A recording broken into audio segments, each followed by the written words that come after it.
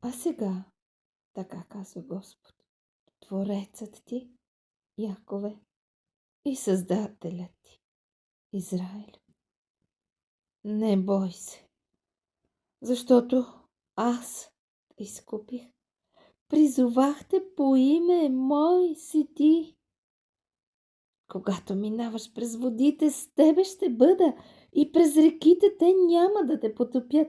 Когато ходиш през огъня, ти няма да се изгориш и пламъкът няма да те опари. Защото аз съм Йехова, твоят Бог. Святият Израилев, твоят Създател. За твой откуп дадох Египет, за теб Етиопия и Сева. Понеже ти беше скъпоценен пред очите ми, беше на почит и аз те възлюбих.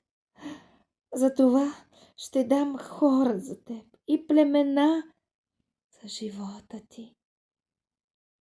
Не бой се, защото аз съм с тебе. От изток ще доведа потомството ти и от запад ще те събера. Ще кажа на севера, върни обратно, и на юга. Не задържай.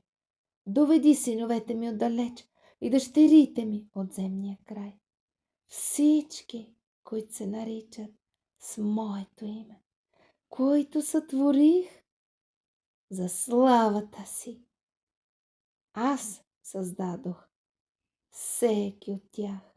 Да, аз го направих. Амин. 43 глава на Исаия.